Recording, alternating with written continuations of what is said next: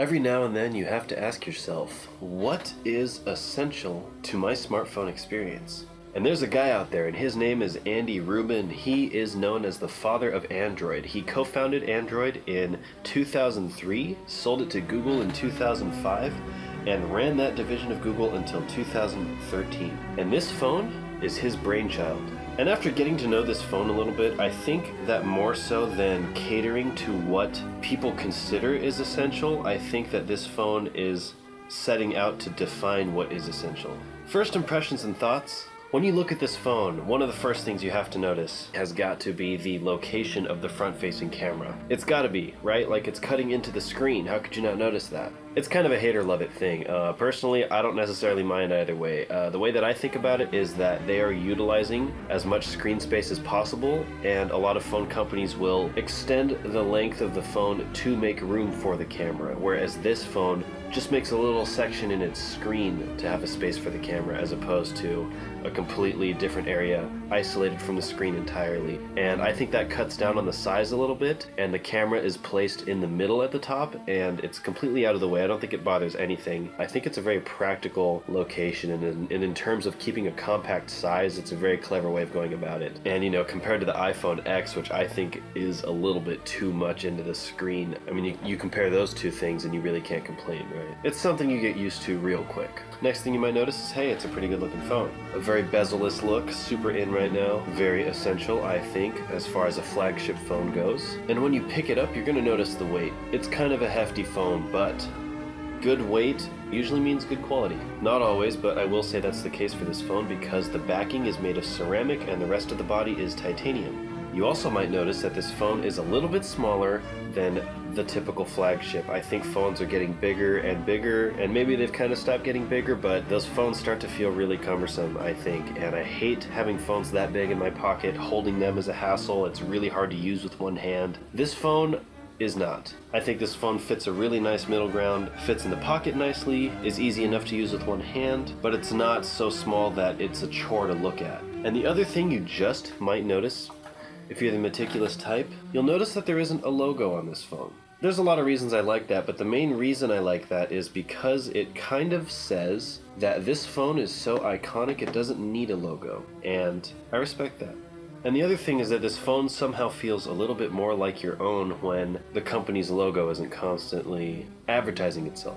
Anyway, that's a little detail or lack of detail that I appreciate. So those are just likely the initial impressions, but I've gotten to know this phone a little bit more by spending some quality time with it, and I have a pretty good idea of what I do and do not like about this phone, which brings me to a section of these videos called the rad and the bad. Cheesy, yeah, maybe, but every channel needs a little gimmick, and that's mine. So deal with it. So I've already mentioned how much I like the design of this phone, the build quality and material choices, the efficient use of screen space, but design and materials definitely rad. You also get 128 gigabytes of onboard storage, which is also rad. And it's really cool that this phone works on all networks, GSM and CDMA. In a way, it's kind of a truly unlocked phone. Also rad is that this phone does not come with any bloatware. It comes with stock Android, and that makes for a very clean user experience. Alright, well that was the rad, and now on to the bad. I'll start by saying that this phone does not include a headphone jack, but I'm not too beat up about that because if you're really inclined to use a wired headphone, you can use the adapter included. However, it's just not as convenient. So personally, that's not a super big deal for me, but it kind of bothers me a little bit more that this phone actually isn't really waterproofed. I feel like if you're going to remove the headphone jack, the phone should be a little more waterproofed for it. But the phones that this one is competing with are much more waterproofed, and they do include headphone jacks sometimes, so I just feel like there isn't really any excuse for the phone to be as little waterproofed as it is while not including a headphone jack. Also, there is no SD card slot. You do have 128 gigabytes of onboard storage, which is plenty, but I just really like the comfort and security and convenience of having expandable storage. I'm not saying I'm going to run out because I only have onboard storage. I'm really saying that I have an entire music library. Personally, about 60 gigabytes of music, and I like having music on my phone because it means I don't have to use internet to listen to music. I just always have it there. It uses less battery battery that way too. And when I'm trying to switch phones, all I have to do is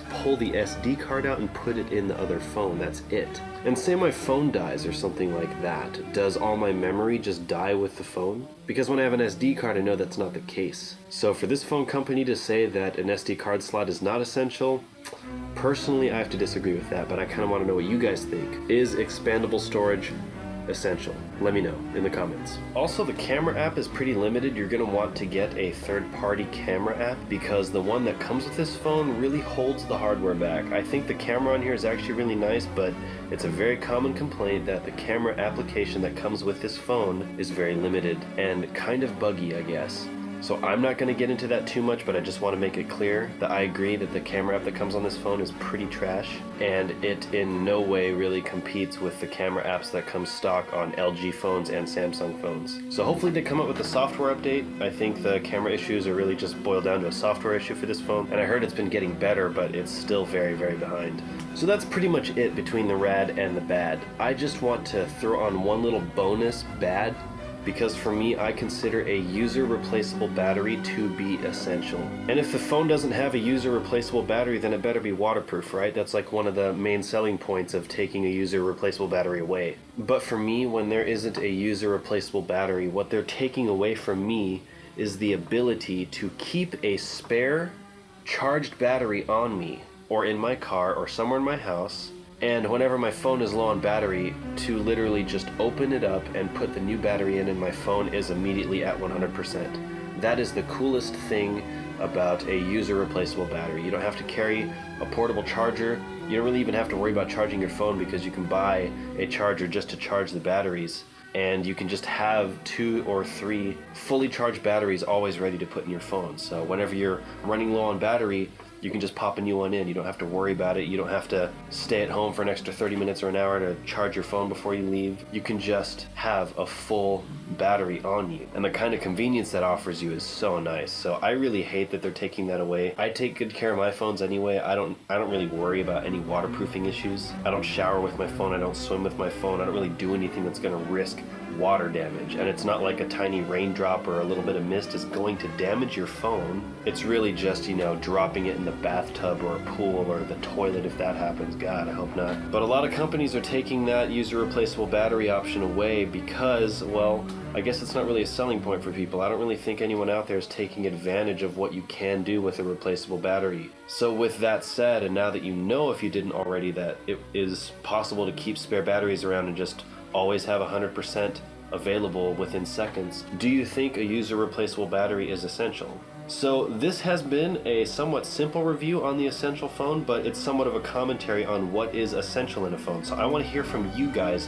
What do you guys consider to be essential? And specifically, do you guys consider expandable storage to be essential? And do you consider a headphone jack to be essential? And also, do you guys consider user replaceable batteries to be essential? That's what I want to know. So please let me know in the comments. I would love to hear from you guys. And yeah, if those things are not deal breakers for you, anything I said in the bad, this phone is honestly awesome. It's fast, it's sleek, it's a very nice looking phone, it's durable, it's relatively compact for the class of phone that it is. It is a very competitive phone. I am actually super excited to see what Essential does with the Essential Phone 2, if that's what they're going to do. Definitely keep an eye on that company. I'm excited for whatever the sequel to this is. And yeah, again, let me know in the comments, what is essential? Thank you for watching and stay tuned. I'll see you guys next time.